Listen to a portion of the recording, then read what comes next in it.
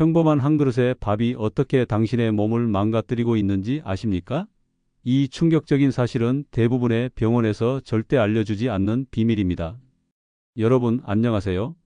저는 40년 이상 환자들과 함께 해온 경험을 바탕으로 오늘 우리나라 사람들의 주식인 쌀밥에 관한 놀라운 진실을 공개하려 합니다. 이 내용은 일부 기관들에게는 상당히 불편한 사실일 수 있습니다. 혹시 매일 아침 눈을 뜰 때마다 몸이 납덩이처럼 무겁고 혈당 관리가 어려워 고민이 많으신가요? 아무리 충분히 잠을 자도 피로가 해소되지 않고 설명할 수 없는 몸의 여러 부위가 아프지는 않나요? 소화 불량과 답답한 기분이 온종일 지속되는 경험은 없으신가요?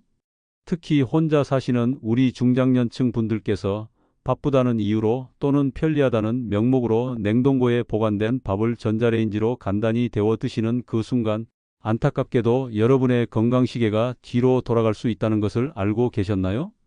옛날에는 밥이 힘의 원천이라고 여겨질 정도로 중요한 영양소였지만 현재 우리가 섭취하는 밥은 과거의 것과는 완전히 다른 형태가 되었습니다.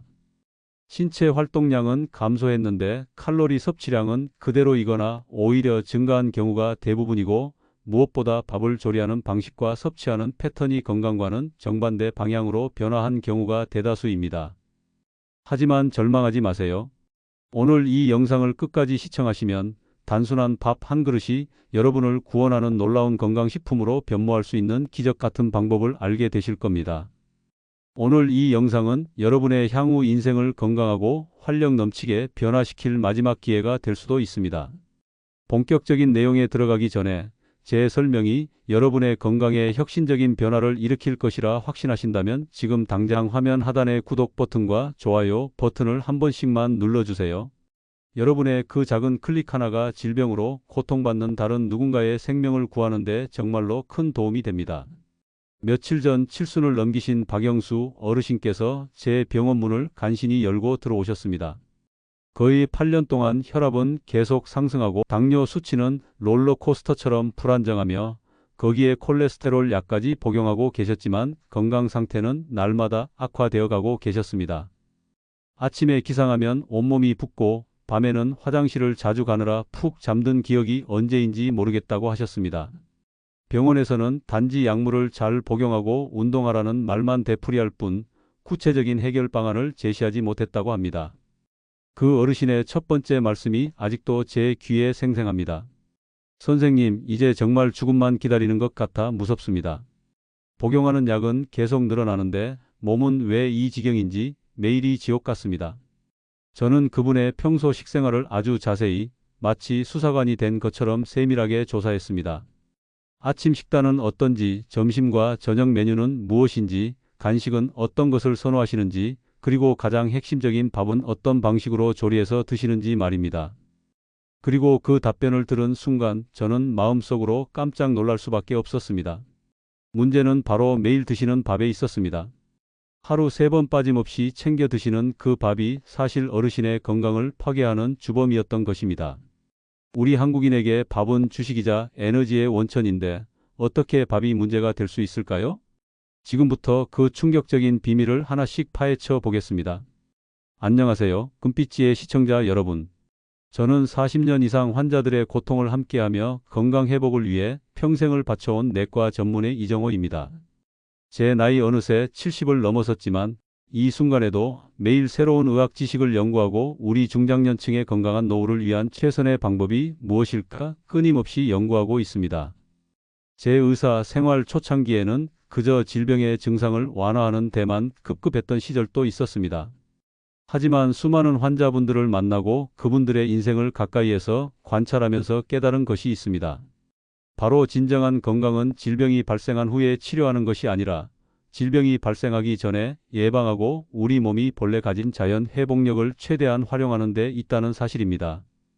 제 진료실을 거쳐 간 수천 명의 환자들이 바로 그 증명입니다. 그분들이 매일 섭취하는 밥의 종류와 조리 방법을 변경하는 것만으로도 오랫동안 괴롭혔던 만성질환의 고통에서 벗어나고 삶의 질 자체가 완전히 달라지는 것을 제 두 눈으로 수없이 확인해 왔습니다. 어떤 분은 8년 넘게 복용하던 당뇨약을 감량하셨고 어떤 분은 고질적인 변비에서 해방되어 매일 아침 상쾌하게 하루를 시작하게 되셨습니다. 이것은 단순한 제 개인적인 경험담이 절대 아닙니다. 수많은 과학적 연구 결과가 이를 뒷받침하고 있습니다. 저는 의사로서 환자분들께 단순히 증상을 억제하는 약물을 처방하는 것을 넘어 질병의 가장 근본적인 원인을 찾아내어 완전히 제거하는 것을 제 사명으로 여기고 살아왔습니다. 왜냐하면 증상만 완화시키는 치료는 구멍 뚫린 그릇에 물을 채우는 것과 같아서 결국에는 더 큰 문제로 되돌아오는 경우가 많기 때문입니다. 오늘 제가 우리 중장년층께 전달하는 이 정보는 두꺼운 의학 교과서에는 자세히 나와 있지 않은 내용일 수 있습니다.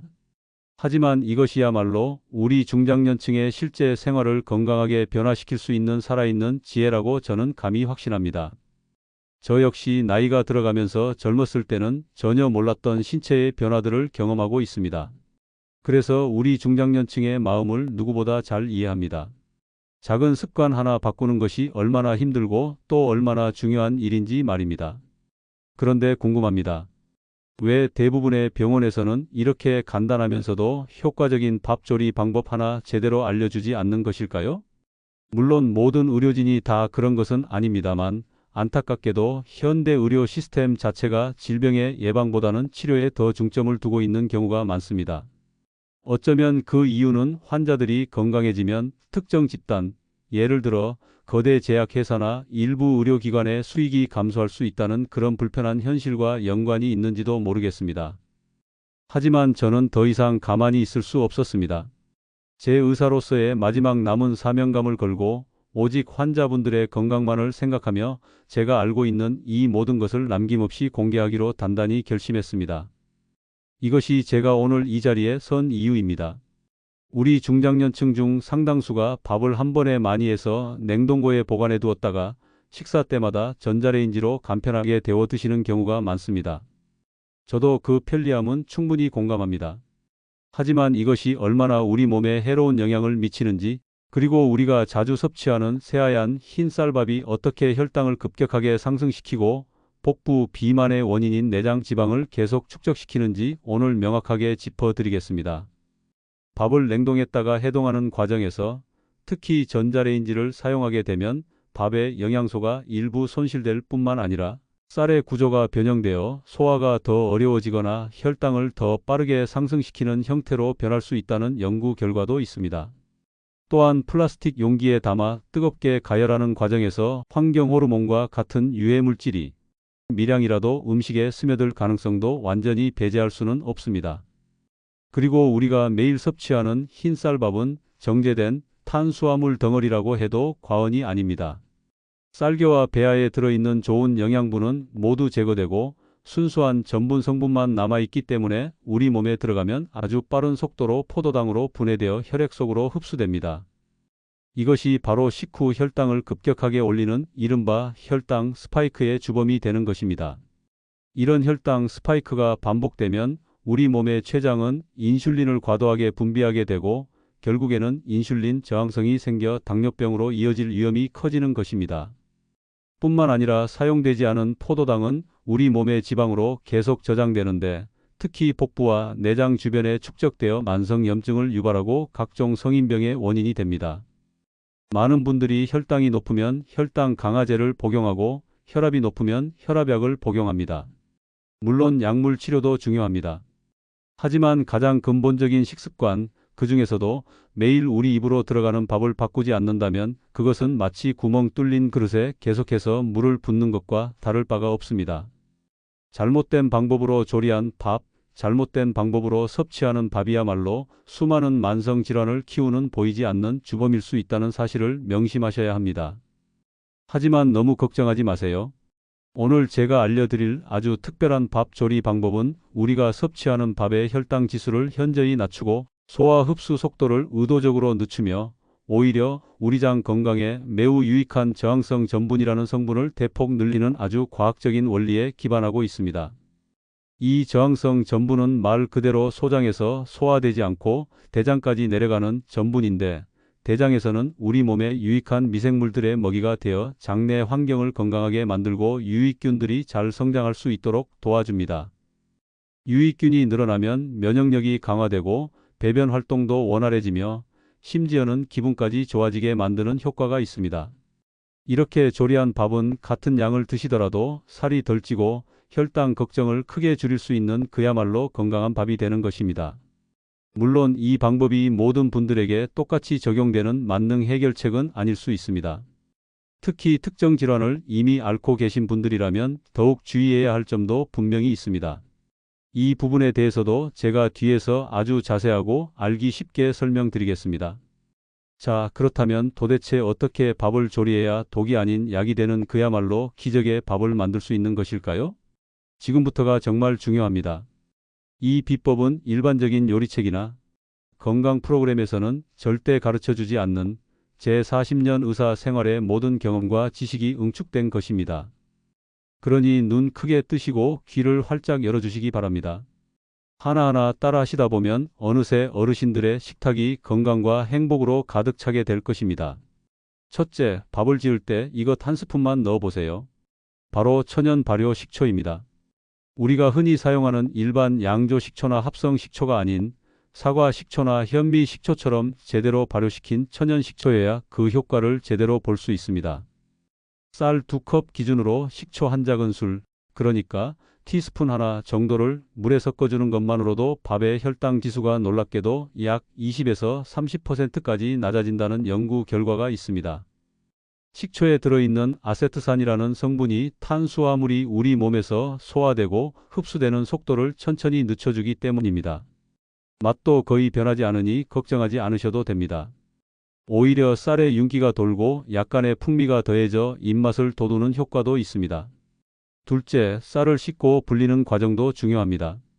현미나 귀리, 보리, 키노아와 같은 통곡물을 흰쌀과 섞어 드시는 것이 가장 좋습니다만 소화가 잘 안 되시거나 매번 그렇게 하기 번거로우시다면 흰쌀을 사용하시되 밥을 짓기 최소 30분 전에는 깨끗이 씻어서 충분히 불려주세요. 여기에 한 가지 더, 바로 귀리 가루 혹은 볶은 아마씨 가루, 치아시드와 같은 식이섬유가 풍부한 곡물 가루나 시류를 쌀 한 컵당 한 큰술 정도 섞어서 밥을 지어보세요. 밥의 질감을 부드럽게 하면서도 혈당 상승을 더욱 효과적으로 억제할 수 있습니다. 귀리에는 베타글루칸이라는 수용성 식이섬유가 풍부해서 콜레스테롤 수치를 낮추고 혈당 조절에 도움을 주며 아마씨나 치아시드에는 오메가3 지방산과 리그난 성분이 풍부하여 심혈관 건강과 항암 효과까지 기대할 수 있습니다. 다만 시류는 통으로 넣으면 소화 흡수가 잘 안 될 수 있으니 갈아서 사용하시는 것이 좋습니다. 셋째, 밥에 천연 항염 성분을 더하는 것입니다. 바로 강황가루입니다. 카레의 주성분인 강황에 들어있는 커큐민이라는 성분은 강력한 항산화, 항염 효과가 있어 혈당 조절은 물론 전반적인 건강 증진에 큰 도움을 줍니다. 밥이 거의 다 되어갈 무렵 혹은 다 된 밥에 강황가루를 티스푼으로 반 스푼 정도 넣고 잘 섞어주시면 됩니다. 너무 많이 넣으면 향이 강할 수 있으니 양은 조절하시는 것이 좋고 후추를 아주 약간 함께 넣으면 커큐민의 체내 흡수율을 더욱 높일 수 있습니다. 강황 외에도 밥을 지을 때 소량의 질 좋은 들기름이나 올리브유를 한두 방울 넣어주시는 것도 좋은 방법입니다. 불포화 지방산이 풍부하여 혈관 건강에 도움을 주고 밥에 풍미를 더하며 지용성 비타민의 흡수를 돕는 효과도 있습니다. 넷째, 오늘 알려드릴 비법 중 가장 충격적이면서도 핵심적인 내용입니다. 바로 밥을 이렇게 식혔다가 다시 데워 드시는 것입니다. 갓 지은 뜨거운 밥을 바로 드시지 마시고 주걱으로 잘 저어 한 김 날린 후에 상온에서 약 1시간에서 2시간 정도 충분히 식히세요. 혹은 밀폐 용기에 담아 냉장고에서 반나절에서 하루 정도 보관하셔도 좋습니다. 이렇게 밥을 식히는 과정에서 저항성 전분이라는 특별한 형태의 전분이 폭발적으로 증가하게 됩니다. 이 저항성 전분은 일반 전분과 달리 우리 몸의 소화효소에 의해 잘 분해되지 않고 소장에서 흡수되지 않은 채 대장까지 그대로 내려갑니다. 그리고 대장에서는 우리 장 속에 살고 있는 수십억 마리의 유익균들의 아주 훌륭한 먹이가 됩니다. 결과적으로 장내 환경을 개선하고 유익균들이 잘 자랄 수 있도록 도와 면역력을 강화하며 만성 염증을 줄이고 혈당이 급격히 오르는 것을 막아주는 놀라운 효과를 발휘하는 것입니다. 식은 밥을 드실 때는 차갑게 드셔도 좋지만 따뜻하게 드시고 싶다면 전자레인지보다는 찜기를 이용해서 살짝 데워 드시는 것이 저항성 전분 손실을 최소화하면서 맛있게 드실 수 있는 방법입니다. 혹은 프라이팬에 소량의 물과 함께 살짝 볶듯이 데우는 것도 괜찮습니다. 하지만 제가 앞서 말씀드린 것처럼 주의해야 할 분들도 분명히 계십니다. 예를 들어 만성 신장 질환을 앓고 계셔서 칼륨이나 인 섭취를 제한해야 하는 분들의 경우 현미나 통곡물, 견과류가 섞인 잡곡밥이나 강황 등의 섭취에 주의가 필요할 수 있습니다. 이런 분들은 흰 쌀밥을 드시되 식초를 활용하거나 밥을 식혔다 데우는 방법을 적용하시는 것이 더 안전할 수 있습니다. 또한 와파린과 같은 항응고제를 복용 중이신 분들은 강황과 같은 특정 성분이 약효에 영향을 줄 수 있으므로 반드시 담당 의사와 상의 후 섭취 여부를 결정하셔야 합니다. 위장이 약하거나 소화 기능이 떨어진 분들은 처음부터 너무 많은 양의 통곡물이나 식이섬유를 섭취하면 오히려 속이 더부룩하거나 가스가 찰 수 있으니 소량으로 시작하여 차츰 늘려가시는 것이 좋습니다. 실제로 제 환자분 중에 신장 기능이 많이 저하된 상태임에도 불구하고 주변에서 좋다는 말만 듣고 매일같이 온갖 잡곡을 다 섞은 밥에 강황까지 듬뿍 넣어 드시다가 오히려 몸 상태가 나빠져서 응급실 신세를 지셨던 안타까운 경우가 있었습니다. 또 다른 분은 평소 위장이 약했는데 갑자기 현미밥을 많이 드시기 시작했다가 극심한 소화 불량으로 고생하셨죠. 그러니 누구에게나 다 좋은 음식은 없다는 사실을 꼭 기억하시고 본인의 건강 상태를 정확히 파악하는 것이 우선입니다. 궁금한 점이 있으시면 주저하지 마시고 담당 의사 선생님과 꼭 상의하세요. 이렇게 건강하게 조리한 밥과 최고의 궁합을 자랑하는 반찬은 무엇일까요? 바로 다채로운 색깔의 신선한 채소와 질 좋은 단백질입니다. 상추, 깻잎, 양배추와 같은 쌈 채소에 밥을 싸서 드시거나 시금치, 콩나물, 버섯과 같은 나물 반찬을 곁들이시고 두부나 계란, 기름기 적은 생선이나 살코기 등을 함께 드시면 영양 균형을 완벽하게 맞추면서 식후 혈당 조절을 더욱 낮추는 효과를 볼 수 있습니다. 특히 식사하실 때 채소 반찬을 먼저 충분히 드시고 그 다음 단백질 반찬, 그리고 마지막으로 밥과 같은 탄수화물을 드시는 순서로 식사하시면 혈당이 천천히 오르는 데 큰 도움이 됩니다. 식사 시간 역시 중요합니다. 가급적 정해진 시간에 규칙적으로 식사하시고 밥을 드실 때는 최소 20번 이상 꼭꼭 씹어서 천천히 드시는 습관을 들이시는 것이 좋습니다. 음식을 오래 씹으면 침 속에 소화 효소가 충분히 분비되어 소화도 잘 되고 뇌의 포만 신호를 자극하여 과식을 막아주는 효과도 있습니다. 아마 많은 어르신들께서 아니, 밥 한 번 먹는데 뭘 이렇게까지 복잡하게 해야 하나 하고 생각하실 수도 있습니다. 저도 그 마음 충분히 이해합니다. 평생 해오던 습관을 하루아침에 바꾸는 것이 얼마나 어려운 일인지 잘 알고 있습니다. 하지만 우리 몸은 우리가 생각하는 것보다 훨씬 더 정직하고 예민합니다. 처음에는 조금 번거롭고 귀찮게 느껴지실 수 있지만 딱 3주만, 아니 단 일주일만이라도 오늘 제가 알려드린 방법대로 밥을 지어 드셔보세요.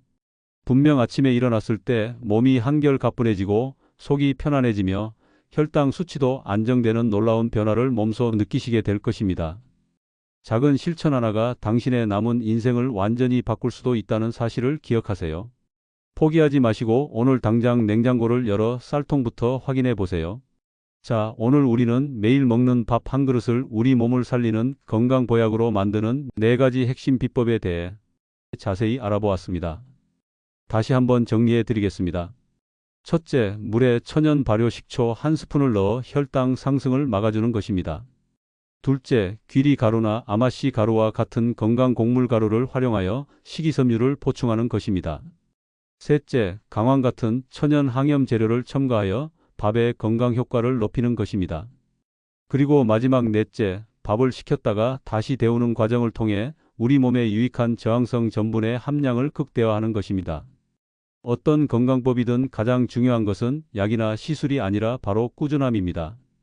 하루 이틀 실천하고 금방 효과가 나타나기를 기대하기보다는 오늘 배운 이 건강한 밥조리 방법을 생활 습관으로 만드시는 것이 중요합니다.